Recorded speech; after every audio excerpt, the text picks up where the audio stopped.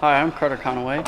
I'm here today at the Slater Museum to scan some of these beautiful sculptures we have around. I take photos with a camera and now a drone to create these 3D models through a software, and I bring these all together on Sketchfab as we display a digital catalog for the museum.